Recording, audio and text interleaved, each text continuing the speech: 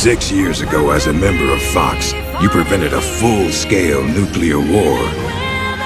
You were hailed as a true patriot, given the title of Big Boss by the President. Well, I'll be damned. It is Snake. Or should I say, Big Boss. Gene told us he would build us a nation. A nation not of soldiers, but for them. I'm no assassin. Shooting a soldier with their guard down isn't my style. You're a good man, Snake. I knew you were. You were there to save me. You were one of the few people I could always count on in battle. But I thought you were dead. You were wounded on that top-secret mission in Vietnam. Why won't you die, Snake? Out of my way. I'll kill him. I must kill him. I must kill... He beat Metal Gear. Metal Gear, done in by a flesh and blood human being. So that's Big Boss. You risked your life to save our motherland! Now it's our turn to defend your country. You've given us a real reason to fight, Big Boss. The one who fights and survives must carry on the legacy. Such is our fate. Go, Snake. I've said everything I need to. You are the one who will inherit my genes. So with Metal Gear Solid Delta being a success, naturally the MGS fandom are wondering what comes next. Konami have been careful with how they talk about the future of Metal Gear. Publicly, the producers of Delta Snake Eater have said the remake's success will decide whenever more projects will move forward. The reason Snake Eater came first is simple: it's the origin point in the timeline, and thematically it lays the foundation for everything else. But that doesn't mean Konami is committed to moving down the timeline one game at a time. In fact, they've admitted that remaking older entries like the MSX titles or even the original Metal Gear Solid would be far more complicated. And this is not just in terms of graphical elements. Sure, they have the blueprints, but they'd need an entire systems and levels reimagined for modern platforms. At the same time, Konami has stressed that they want to preserve the series for the next 50 years, keeping the core intact before attempting to continue or expand it. That statement alone tells us their intent isn't just random experimentation, but cautious preservation since Kojima is no longer present. The roadmap isn't official, but the philosophy is quite clear: to respect the legacy first, then decide on how to move forward. And since a lot of the members who have worked on the beloved titles have moved on, which leaves the series in the hands of now a younger generation, something Kojima was already trying to do prior to leaving the MGS series and Konami behind. Hopefully, Konami will stick to these blueprints. Many have mentioned the potential return of Portable Ops, and I for one would love to see this game. Being a predecessor to the beloved Peace Walker which shaped its dynamics, it appeared on PlayStation Portable, a handheld game console which marked an evolutionary step from its Game Boy Color days from MGS Ghost Babel. This is probably the most controversially spoken about game in the series regarding its canonicity and its placement to the overall saga. Portable Ops was the first time the series experimented with what we would eventually become to know the backbone of Peace Walker. For the first time, Snake could capture enemy soldiers and persuade them to join his cause. Recruits could be assigned in different units: combat, medical, technical, or even spy divisions. Each role had practical effects, from unlocking new gear to providing intel on enemy positions and item locations. It was a rough sketch of what Kojima Productions would later perfect. 4 years later, Peace Walker took this foundation and expanded it into the full mother-based system, introducing the Fulton recovery system rather than dragging an enemy to a truck, with a more deeper weapon development, and a true sense of building an army from absolutely nothing. What began as a prototype in Portable Ops became one of the defining features of modern Metal Gear. As we know, in MGS5, Portable Ops fundamentally is an important piece that shaped the biggest aspects of the series. Specifics of developing Snake's new mother base, and how you can manage Diamond Dogs to develop new equipment and abilities to support you while in the field. We'll also introduce you to the game's massively multiplayer mode, the FOB system. The PSP was a fascinating machine for its time, running on a 333MHz single-core processor with just 32MB of RAM. It could push visuals that look close to the PlayStation 2, but the memory ceiling meant sacrifices had to be made, and this is where Portable Ops starts to show the cracks. The controls were lifted almost directly from Snake Eater, but the PSP only had one analog nub and a limited button layout.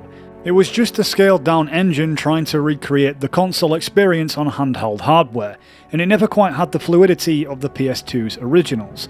Portable Ops leaned on motion comic book style panels with some excellent voice acting, laying the groundwork for what Peace Walker would later perfect. Certain story elements carried weight through voice, while many codec conversations were reduced to plain text with no acting behind them.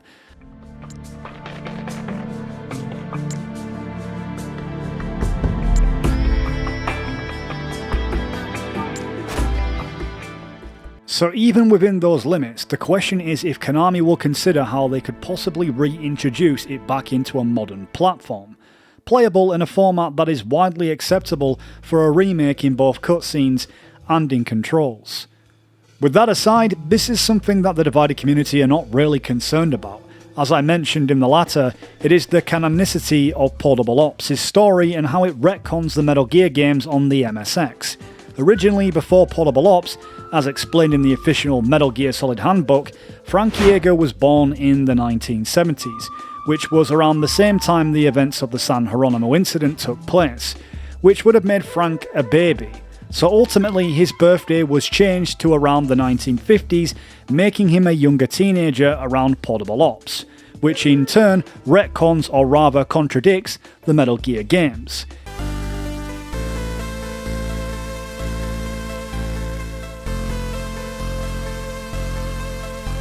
In Metal Gear 2, Fox claims that he had been a half-white living in Vietnam, and doesn't expand any further into his family history. He explains that he was sent to a forced labour camp following the war, implied at the time to be referring to the American involvement in Vietnam, which ended in 1975, before Big Boss rescued him for the first time.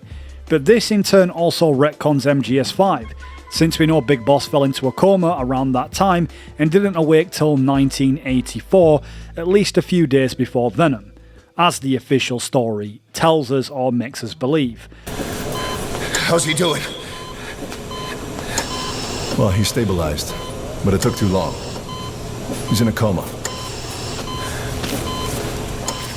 They found out about you waking up, and the man on fire picked this time to wake up too. We'll have to move forward ahead of schedule. Miller already has the preparations underway.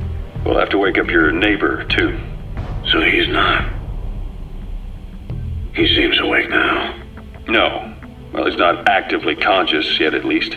Although it's unclear given on the ambiguity of the series story and information often being under control of the unreliable narrator or the Patriots telling the events of what is often taking place.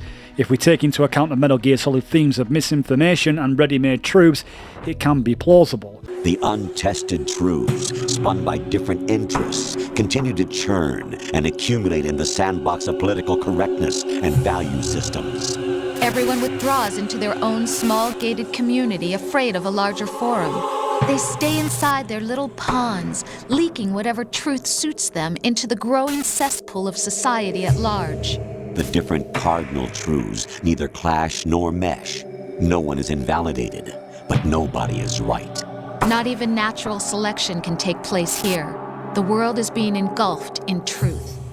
In this era of ready-made truths, self is just something used to preserve those positive emotions that you occasionally feel. As some suggest, the official Metal Gear Solid Handbook is not something necessarily reliable in the overall canon of the saga, considering pages of characters' bios contradict or don't align with the in-game narrative structure around the director Hideo Kojima's finalized story. When it comes to the Metal Gear Solid official mission handbook, it's very easy to assume that Hideo Kojima himself had a pen in hand for every character bio or strategy tip. He didn't. The handbook was authored by David S.J. Hodgson and the Brady Games team, crafted as a guide for Western audiences to navigate the complexities of the game. Yet Kojima's influence is everywhere, even if indirect. The authors drew heavily from materials provided by Kojima Productions, press kits, and in-game scripts, codec dialogues, so the handbook that reflects the world Kojima created is there, even if it is filtered through another writer's perspective, but it's not quite Kojima's. This interplay between guidebooks and canon becomes especially interesting when looking at the characters' bios. Take Big Boss for example. Early descriptions in the handbook sometimes differ subtly from the narrative presented in the official games. Certain events were retconned because Big Boss was originally in World War II, with his military background placing him in a Japanese-American infantry unit as a young teen who would go on to liberate towns in Europe under Nazi occupation.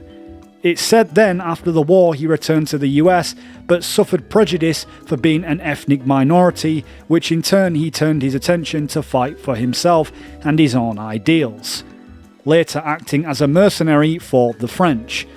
The book mentions nothing of Operation Snake Eater or Big Boss taking part in atomic testing, which rendered him infertile at a young age rather than later in life, as the book suggests. Same goes for his eye, which is directly tied later into his life and through combat, rather than an accident through torture. Of course, a lot of these descriptions were repurposed to align more closely with Kojima's evolving vision of the series, such as Big Boss being a mercenary for the French, clearly a nod to the military sans frontières, and the part of World War II for the boss and her Cobra unit. What the handbook calls background or history is often shorthand for events that the official games would later codify as canonical. In a way, these bios are a bridge, informing fans about the series' characters whilst nudging them towards the story that Kojima ultimately considered official. Other characters show similar shifts. Some biographies offer details that were later redefined, expanded, or even corrected in subsequent releases. The handbook is not a replacement for Kojima's vision, it's an interpretation, a translation of his word for the readers outside of Japan. It borrows from his production notes, yes, but it's filtered, condensed, and sometimes altered to fit the format of a strategy guide. The result is fascinating, but the handbook exists in a grey space between fan-friendly reference and official canon, because it captures the essence of what Kojima's characters and stories is, but the definitive truth always lies within the games themselves. Metal Gear Solid is renowned to have been retconned long before Portable Ops in many other areas. It's honestly a pointless, futile argument that neither side will ever win in this fandom. The direction of the story was ultimately determined by its author regardless, who, let's be frank, has no longer any creative control at all, and that now rests in Konami's hands to decide which direction they're going to take the MGS series. Though Kojima didn't direct or write Portable Ops, he oversaw its production and ensured the story fit into the Metal Gear timeline.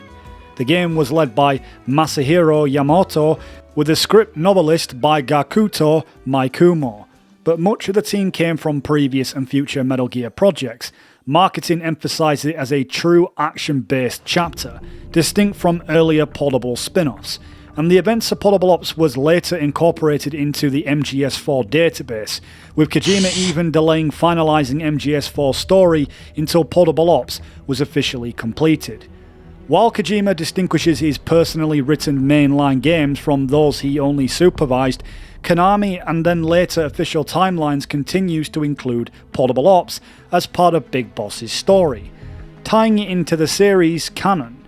Kojima even acknowledges Portable Ops in the continuity of the series' narrative, albeit if it doesn't fully align with everything he intended overall.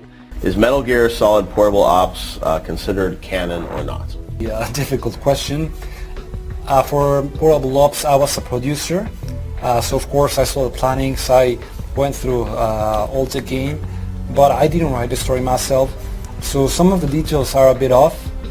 So, how to put it, when you dive into the details, there are several small things that don't seem to be according to the overall Metal Gear saga, that seem to be outside of this world. So, to put it in a way, I guess, the main storyline of Portable Ops is part of the saga, is part of the official Metal Gear timeline, while some of the small details that are in Portable Ops are outside the saga, are not a part of, let's say, the main timeline of the game. Kojima implying that there are parts that are accurate but parts that retain value. citing it as a spin-off rather than complete dismissal, as such that often critics who dismiss Portable Ops completely, even if their favourite author and director has confirmed its place within the timeline. It's a game that, unlike Metal Gear Solid Survive, is something that Kojima gives a thumbs up even if he doesn't fully agree with every aspect of that game. It's unclear what specifically Kojima didn't fully approve, as he never went into detail in this interview. However, it's clear he rolled with the idea. In games that are based around his direction rather than Konami's entry, such as Peace Walker, call back to Portable Ops, as does MGS4 within its cutscenes referencing the events of the San Hieronymo incident. As the times and currents of politics changed, so too did Zero. Eventually, he became a prisoner of his own lust for power. Same goes for Metal Gear Solid Peace Walker as well, where Miller references the San Hieronymo incident as well as Foxhound. Man, am I glad to be out of here. Finally, we can leave all that crap in San Hieronymo behind. Break into the mercenary business for real. Amanda's crew calls them commandos. Unlike the patrolmen, these guys will actively, relentlessly track and hunt you down like hounds. Hounds to hunt a former foxhound. Bring it on. As does MGS5 in the tapes, with Ocelot confirming the retrieval of the other half of the Philosopher's Legacy, which he retrieved in Portable Ops. Our objective was to fulfill the boss's dying wish, to make the world one. And to do it, Zero used the Philosopher's Legacy, the secret war fund you obtained during Operation Snake Eater. This organization would go on to become Cypher. I, on the other hand, was left with the problem. You only recovered half of the legacy. I had to locate the other half myself. When I found the funds, I passed them on to Zero, just as you wanted. And so, I've come for the other half of the legacy. I want him to join us. Yes, Big Boss. So that we can become the Patriots. Mainline canon games by director Hideo Kojima himself, in a way, is acknowledging the importance of this entry, at least in certain aspects where it counts. However, given that Kojima hasn't been able to outright clarify his stance on the matter, but rather remaining cryptic or in two minds on how he feels about Portable Ops, we see Kojima using spin-off or side story for Portable Ops. But this has further divided the audience into an endless war of discussion without end. The first image is a historical Metal Gear timeline that appears to be from an older promotional or official materials, likely from around the 20th anniversary of Metal Gear around 2012 or something. Before Kojima left Konami anyway. But that doesn't show Portable Ops anywhere on this timeline. Even the Phantom Pains timeline doesn't even reference the San Hieronymo incident. Despite what the Ocelot tape says, it's clear there was a creative clash between Kojima and Konami, but Kojima has to take some responsibility of allowing the younger team, as he so wished, to take on the Metal Gear series after he was done, only to clearly disapprove in areas he didn't agree with. Nobody who wasn't at Konami, including me, so we can't say for sure as we weren't at Konami to fully understand its backstage politics, but it seems that communication was lost in translation between the two, hence why the uncertainty of the direction of the series. But in the end, all it has come down to is a rift between the fandom. What's it going to be? Loyalty to Konami or loyalty to Kojima? Why loyalty to anything when we can actually look in between and maybe find the perfect balance? Either way, both parties are not perfect, is my point, but together they made a series we love dearly, even if it's indecisive or contradictory. But a few years later, when the Master Collection arrived long after Kojima had left, and Konami are now owning the rights to it, it seems that Portable Ops was slapped back onto the official timeline. Well, at least on the Master Collection. Delta showcased that Konami is honouring Kojima's legacy, not only with keeping the name within the credits, but honouring the story. Interestingly, whilst picking I Like Playing MGS, Konami didn't add any of their titles, only ones Kojima's approved of, as Portable Ops was nowhere to be seen. This may or may not be an indication of a future return of Portable Ops, at least in a remake format. The main concern critics have with Portable Ops is its presentation of such iconic character like Grey Fox, with many reasons. I mean, you take your pick, but with the timeline in particular. So after a recent playthrough of Metal Gear and Metal Gear 2, MGS1 and Portable Ops, which is quite a lot to get through, we should shine the light on this topic now. Many people seem to think Grey Fox was born in the 1970s, but there's no actual evidence of this in the games that specifically indicate this, apart from the handbook. It doesn't actually give any birth year or birthplace for Frank. Firstly, in Metal Gear 2, he explains the first time Big Boss saved him was in Vietnam after the war, alluding to also being in a forced labour camp. The entire timeline and age issue is fixed when you don't assume the war Fox refers to is the Second Indochina War, or the Vietnamese-American War that ended in 1975, and is instead the First Indochina War, which ended in 1954. If so, it fixes the entire thing that ultimately cannot retcon the timeline, including MGS5. As Grey Fox doesn't definitively explain in Metal Gear 2 if it was the Second Indochina War, and it seems more plausible in relation to MGS5, when it is confirmed that Big Boss was in a coma at this time, meaning that he couldn't have met Frank at all during the years of 1975 to 1984. We know Big Boss awakes before Venom, but it's not exactly years before. In relation to MGS5, which is widely considered mainline canon of the story, so what about meeting Frank in Vietnam after 1984? Frank had to be in Africa by then, which doesn't add up because according to Metal Gear Solid 1, Frank found Naomi after killing her parents during the Rhodesian Civil War. But here's the first problem. That war ended in 1979. That would put Frank at the absolute oldest, around 7 or 8 years old when he supposedly killed 2 adults and then attempted to raise a child, as a child himself. It also conflicts with his supposed involvement as a Hieronymo soldier. The Civil War didn't start until 1977. Frank would have only been 6 years old, and yet Naomi tells us in MGS1 that he had to have been in Rhodesia before 1979, and in the 80s too, to raise her. I was alone for so long, until I met my big brother, and him. Your big brother? Yes. Frank Yeager. What? He was a young soldier when he picked me up near the Zambezi River. I was half dead from starvation, and he shared his rations with me. That timeline doesn't really work. It becomes even more complicated when you consider that Fox was reportedly captured during the Civil War, tortured, and then rescued by Big Boss, supposedly for a second time. Why? These moves. I know these moves. It was in Mozambique.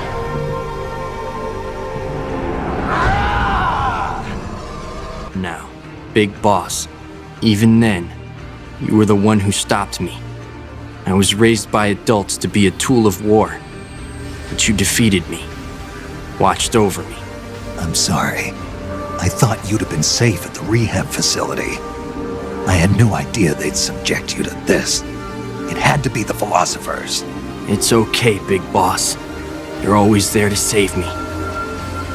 You helped me fill the void inside. Let's get going. It's time to blow this place. By 1988, Frank is supposedly already romantically involved with an Olympic athlete in Canada as established in Metal Gear 2. That would make him 17 at the absolute oldest, already in the West. So if you map it all out, here's what would have had to have happened. If we're going for the original basis that includes MGS5, that dismisses Portable Ops. Frank would have needed to have lived in Vietnam. Meet Big Boss coming straight out of a coma in Cyprus, moved to Rhodesia before the age of 8, then fought in a war, meets and raised Naomi, all while being captured and tortured in Mozambique almost immediately afterward.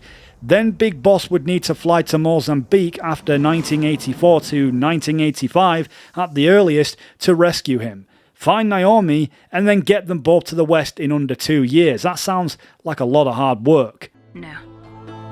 I was in Mozambique when he came. Who is he? You mean Big Boss? Yes. He brought us to this land of freedom, this America. At first glance, it's a logistical nightmare, and this is exactly where Portable Ops comes in, and why it is so often misunderstood.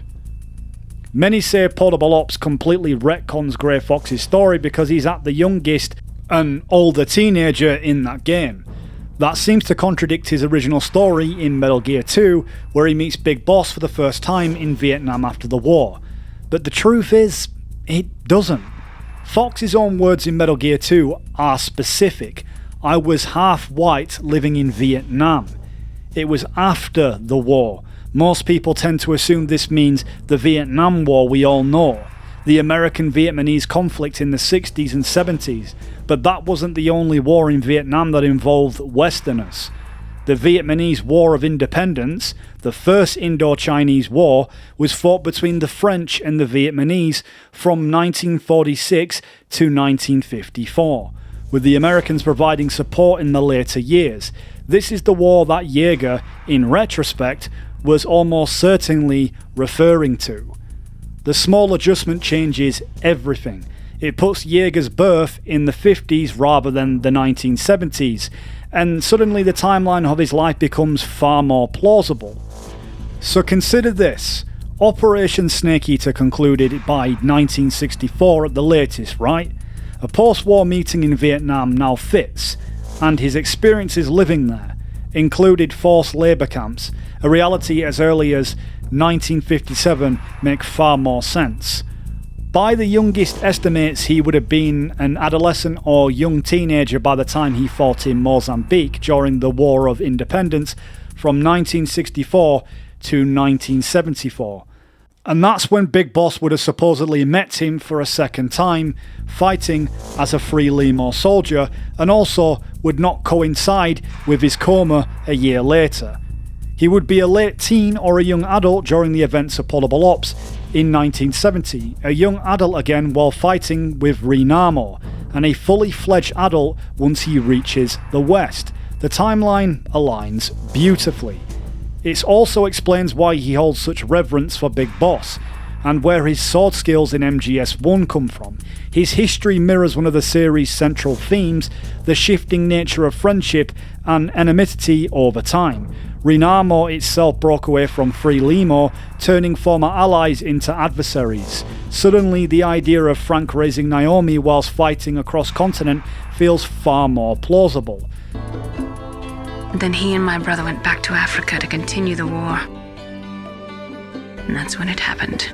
Ultimately, Portable Ops did more than just add a game to the canon. It rescued Grey Fox from near total retcon by Peace Walker and MGS5, giving his story cohesion, depth, and credibility in ways that the earlier timeline could never have supported. Metal Gear 2, regarding the exact number of prior interactions with Big Boss, is somewhat unreliable. Nevertheless, the narrative themes concerned with his victimization as a child soldier and his relationship with Big Boss remains ultimately intact, along with the further development of his skills. The timeline works perfectly if you avoid the trap of immediately assuming the war refers to the one ending in 1975. Frank was born in the 1950s, and nothing in the established lore contradicts his age. Viewed through the lens, every piece falls into place.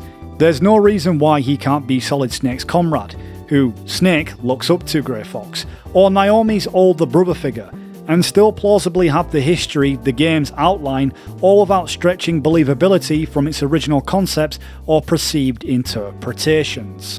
He was always so cool and precise. I was still green, and he showed me the ropes. You knew him well? No. We never talked about our personal lives. Sort of an unwritten rule. As for several debates over Grey Fox or any other character, even the main storyline being ruined, as far as it goes for Null, all of that is entirely subjective. You might have noticed that none of these arguments rarely ever engage with the narrative logic or historical plausibility embedded in his backstory or potentiality. They often focus on surface-level interpretations or personal attachment rather than carefully layered construction the series will provide as backstory. Regardless of any of this, whenever you believe Portable Ops to be canon or the story or not, the retcon isn't that damaging to the overall lore Kojima has referenced. And there is plenty of contextuality to add, just as other games in the series that expand on Metal Gear Solid's lore. The Perfect Soldier project ended in failure until it was perfected by the Patriots in MGS1, hence the super enhanced cyborg ninja we see, combined with what Big Boss taught him through the MSX games and so forth. Null was a perfect way to describe an incomplete Perfect Soldier, yet to be in his prime, with all his skills and knowledge learned throughout Foxhound. He had previous knowledge of battle in his youth, all as well as a natural warrior instinct along with the greats in combat, such as Solid Snake. Portable Ops doesn't downplay his character, in fact, it just adds depth to his growth, and it's one of the only games that cared to acknowledge him again, aside from MGS1. That MGS5 could have easily have capitalised on. Cornered fox is more dangerous than a jackal. He destroyed the radome. Impressive! You are indeed worthy of the codename Fox, but now you're finished! Other games mention Grey Fox, but it's all within retrospective. He's there within spirit, but we never see him physically appear. Portable Ops allows that to happen. Out of my way! I'll kill him! It doesn't erase his half-Vietnamese identity, it just doesn't specify his race and isn't widely commented on in Portable Ops, just aside from a few other aspects. Like his Germanic heritage, hence why he was called Frank Jäger, Jäger in German meaning hunter.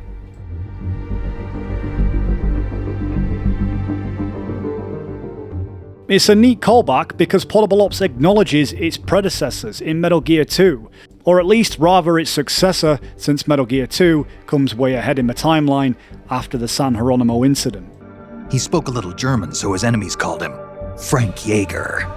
The Frank Hunter. Frank Jäger. My name. And yes, definitely not Venom Snake, because how could Frank Jäger be in two places at once, especially if he was a prisoner in Outer Heaven, but I guess some people love wild theories. Personally, I like to think Grey Fox and Venom are two separate entities, and that's what makes them unique. From here on out, you're Grey Fox. But there's other games in the series that are not often criticised for their level of validity regarding canon. For example, Miller in Peace Walker. In Metal Gear 2, he was identified as McDonald Benedict Miller, an American of Japanese descent. However, Peace Walker reveals his birth name as Kazuhira, a Japanese name meaning peace, and provides a backstory that places his origins in Japan during the US occupation. This changes and alters his previously established American heritage and upbringing that a lot of us presume to be the case. And Peace Walker quietly retcons this as well, because in MGS3 the boss says she fought in the Bay of Pigs invasion of 1961, but Peace Walker reveals that she spent 6 months in a coma after her spaceflight. During that exact same time, her involvement then becomes impossible. Some try to cover this by saying that the Bay of Pigs claim was a government cover story on the boss's end, which makes no sense whatsoever because she isn't no longer playing a ruse, she's revealing the truth to Snake at the very end of the game. It's simply just a minor retcon like Portable Ops, but it's not game breaking. She slipped into a coma and didn't regain consciousness for 6 months. To some, what was worst of all was that she had lost the space race to Gagarin by only a few minutes. That aside, it should have been a proud day for America. Its first manned spaceflight. MGS5 took away Miller's ability to reproduce as well, and there's little indication that he ever adopted the so-called daughter he was claimed to have. This also goes for the body double change, with Venom Snake being the boss in Outer Heaven as opposed to the real big boss Snake was meant to have defeated twice. You erased me 2 times before. today will mark the third. Same goes for Naomi having a British accent in MGS and not in MGS4. Rhodesia was owned by England until 1965, and there were lots of Indian laborers around. That's probably where I got my skin color from, but I'm not even sure about that. They know I won't escape. I'm powerless to resist. I have no choice but to cooperate. None of these are huge, law-crushing changes that Portable Ops critics will often overlook, that are no different to Portable Ops that doesn't destroy the series. But as Ocelot says, we could just go on all day. Go on all day. There are plenty of retcons in MGS is my point, and too many irrelevant to really make a big deal out of enjoying what we've experienced. For example, I don't like Metal Gear Acid games, but someone in the community or fandom do, and would consider it a part of a timeline in some way, so I'm going to respect that out of them having their freedom of choice. It's evidently subjective for different people, but regardless, it is commonly accepted that Kojima's mainline titles are the structure and definitive canon to the series' outcome.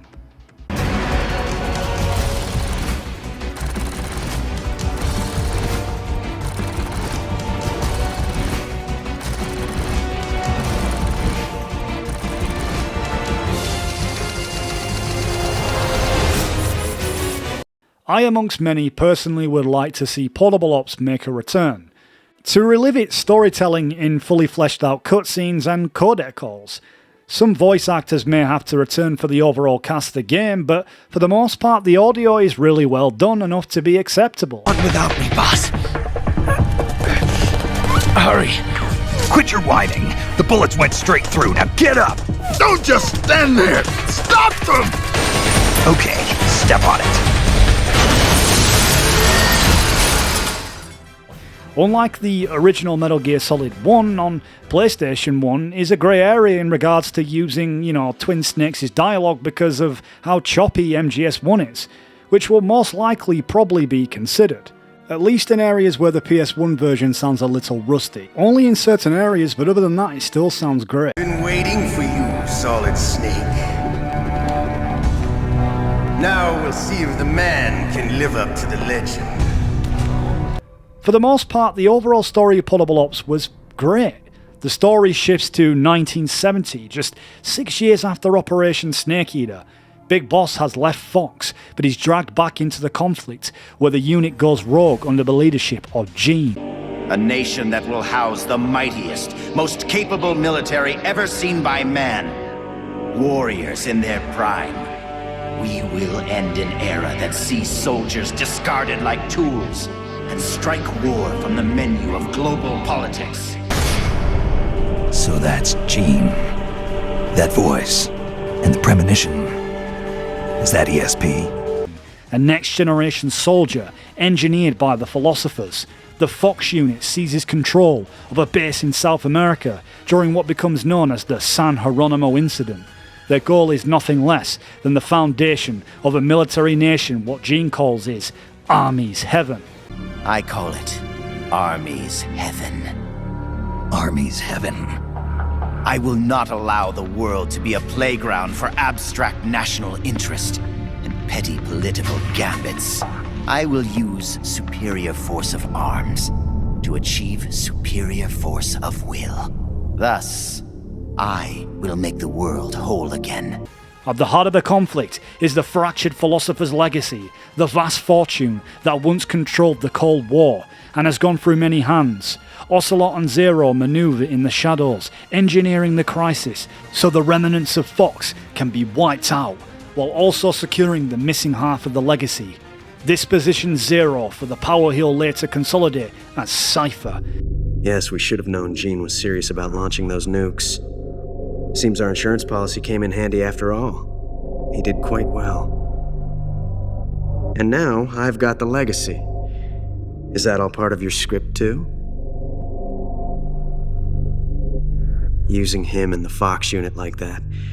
Only you could have pulled it off. For Snake, the mission is simple but heavy. Stop Gene, dismantle the Rogue Fox unit, and prevent their Metal Gear prototype from reshaping the balance of power. Along the way, Snake meets Roy Campbell. The name's Campbell. Roy Campbell. Good luck. But then a soldier who is taken prisoner in the chaos. Together they rally deserters, prisoners, and allies, slowly building a small faction to counter Fox. I will follow you. Snake, give me my mission. This early version of squad recruitment lays the groundwork for the larger armies Snake will one day command in Peace Walker, and a background to the story of Big Boss's relationship with Campbell, making him the perfect CO for Solid Snake in Zanzibar since his prior knowledge of his father, since Big Boss and Colonel formed Foxhound in 1971 and continue to re-establish it later during the early 90s, which makes sense why Campbell eventually rises through the ranks and becomes its commander in the 90s until Liquid takes the unit for his own terrorist takeover in Shadow Moses. High-tech Special Forces Unit Foxhound, your former unit, and one that I was a commander of. An elite group combining firepower and expertise. They're every bit as good as when I was commanding them. I couldn't help but get a little carried away there, but the climax of Portable Ops sees Snake defeating Gene and his dream of Army's Heaven, who in a final twist entrusts him with the dream of building a place where soldiers will always belong, a seed that will later bloom into Outer Heaven, or rather Mother Base, in Peace Walker. Some people speak of merging Portable Ops to Peace Walker as a prologue, branching the two together, essentially kind of how Ground Zeroes did with the Phantom Pain. I'm afraid it's been 9 years. Why are we still here? Just to suffer.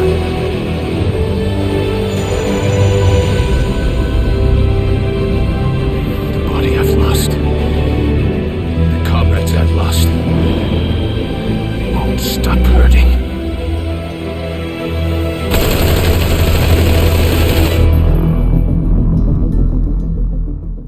Which would be a great idea. However, it does seem very unlikely Konami would pursue something in this level of detail. Many have wondered what Big Boss did with the funds that Gene gave him at the end of Portable Ops, considering nothing appears to show from it. At the beginning of Peace Walker, at least. Big Boss barely even has a place big enough to run a military organisation, instead living inside a small wooden barracks with a few men with limited weapons and supplies. Plenty of room has been left open for headcanon to those who view Portable Ops as canon, from where there was a limited amount of funds to get Big Boss started. So the funds Gene handed Big Boss was given to Zero to add to the two halves of the Philosopher's Legacy, Ocelot retrieved to establish the Patriots under the Boss's will.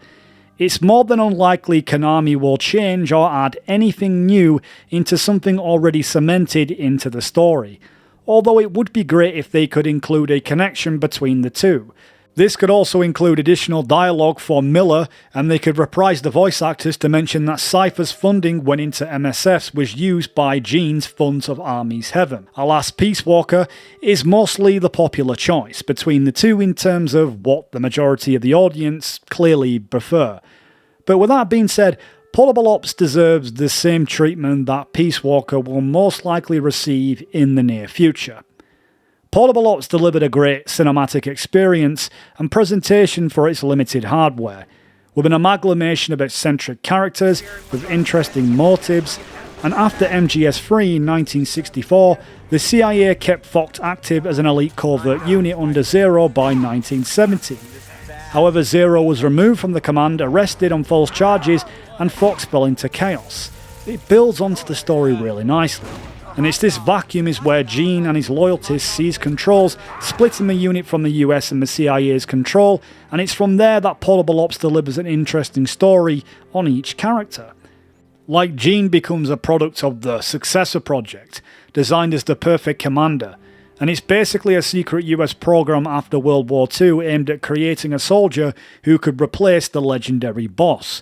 Not just in skill, but as a leader who could command absolute loyalty through charisma. And his motives being the inspiration of creating an independent nation for soldiers in Army's Heaven, free from politics and civilian control, is something that would essentially foreshadow Big Boss's Outer Heaven in the future. Then we have Alicia and Ursula, rather than two sisters, but two personas inhabiting the same psychic test subject. Alicia is the gentler side, that sympathises with Snake and covertly aids him, and Ursula is the more violent alter ego that aligns with Fox and Gene's cause, with some profound level abilities that make Metal Gear Solid so interesting, like psychic abilities including telepathy, psychokinesis and precognition, essentially combining the Sorrow and Psycho Mantis into one. Within her character arc, that combined with her vision of Big Boss's future feels awfully connected to the Sorrow in the river. That shows Snake would succeed in destroying the Metal Gear, but would build a new Metal Gear to replace it, and that one of his sons would bring the world to ruin while another one would save it, in a beautiful callback to the other entries.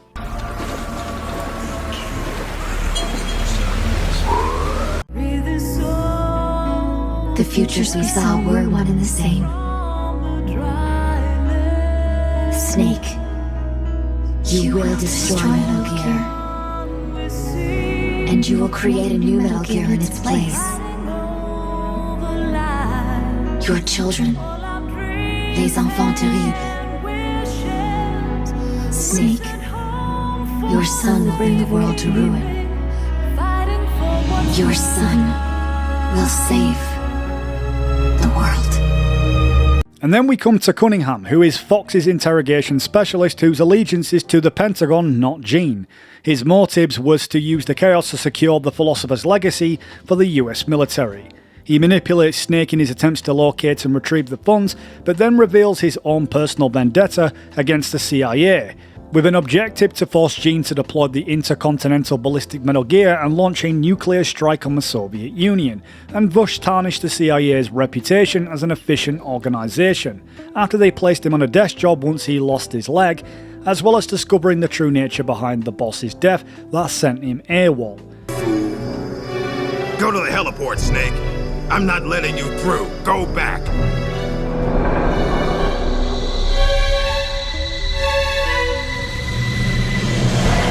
I can't let you use Metal Gear. And finally, Python, a former ally of Naked Snake from the CIA operations who fought in Vietnam together. And after the boss disappeared in the early 60s after Operation Snake Eater, Python was left for dead and rebuilt with a cryogenic life support system. He now resents Snake believing he was abandoned and joins Fox under Gene out of bitterness and revenge. His motive is personal for his own salvation, though he is swept up under the larger insurrection. Soldiers need a hero. They need a man for whom they can gladly risk their lives. Can you bear the burden of knowing that you hold your men's lives in your hands, Snake? If not, you'll never beat Gene. Altogether, this new Fox squad makes for an interesting unit like any other we've seen in the series. Sokolov makes a return to help Snake, although it does seem cheap because we assume he died at the hands of Volgin, which makes the torture sequence in MGS3 feel all the more intense. But it was a cool way to bring a familiar face back. There was quite a lot of content in Portable Ops that could make it work great for a remake. It almost feels like playing an earlier build of MGS5 in a way, because you can play as the unique characters in this game that all have special abilities, some from other games in the series, and a huge selection of tiny sandbox maps greatly designed for the PSP, which could easily be expanded in areas. The level designs are interesting and often tied to the main storyline, but allowing you to go back to locations and collect weapons and supplies your units have found. The recruitment process gets easier depending on your crew, and they're situated close by in a box. They can be recruited in the truck much quicker than dragging them on the codec, and since there are different enemy variations, you can disguise yourself, making it easier to complete your mission instead of sneaking within. Portable Ops allows you to go on a mission with a crew of people. You can choose from who waits in boxes, and yes, it can be repetitive and bland in areas of the game given on the lack of voice acting and detail, but its missions are usually quite straightforward. There's even a day and night cycle if you want to tackle missions in a different time of the day. There's even a boss battle mode in Portable Ops where you can switch between a variation of characters, including the characters you're going up against as well. You even have the ability to raise and train soldiers so they become better over missions, including using your Wi-Fi to occasionally attract special recruits. Personally, I cannot choose between Portable Ops and Peace Walker because they're both brilliant in their own ways. I did prefer that Portable Ops had a more human line of bosses, where at least there was one Metal Gear we could fight. Peace Walker was just mostly mech fights, which was cool because they offered different variations of attack patterns, but truth be told, they dragged on far too much, and at times it felt better suited for a co-op experience. Other than that, there wasn't much I could criticise about Peace Walker apart from building Metal Gear Zeke and the tank battles. I will say that Peace Walker can be a little cringy at times. I get this game was designed around a family, younger audience in the demographic part, but still, at times it can be a little bit childish compared to Portable Ops, which takes itself a little more seriously. With all that aside, I do love the typical Metal Gear quirks, but I think Peace Walker just goes a little over the top.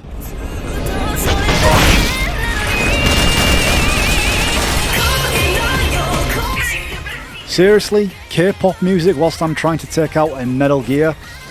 The story was just as immersive as Portable Ops. The codecs and tapes made it feel more alive, and in terms of story, it further expanded on some of the most important aspects of Big Boss building out of heaven and his descent into villainy, and the electrical artificial intelligence age soon to come later in the series that would develop the Patriots AI, as we know, and the monster it would become. The age of electronic intelligence is about to begin. The NSA, CSS, NRO, DIA, etc., etc. The intelligence community that has long bickered amongst itself will be united in a world governed by electrons. Cypher will gather all information, watching over the world and guiding the will of its people. It may overshadow Portable Ops in many ways with its quality of life features and so forth, but Portable Ops still feels like a great part of the story that still fits in nicely with the rest of the series. And with some love and care and innovative redevelopment, it would be a great way to showcase its brilliance in a remake format that many of us who have played this game and given it a chance knows it deserves. I'm not a fan of any of the spin-offs that Konami have made, truth be told, from Metal Gear Snake's Revenge and the Acid games Survive and even Rising, which was probably their best up there with Portable Ops. But of course, it's all subjective. But whilst Portable Ops may be rough in areas, it's believable enough considering the otherworld retcons the series has experienced. And it just seems unfair to single this game out. So will Konami remake Portable Ops? Well, it seems unlikely since they're probably going to stick with what the masses want, since the statistics clearly show that Peace Walker is what the fans want.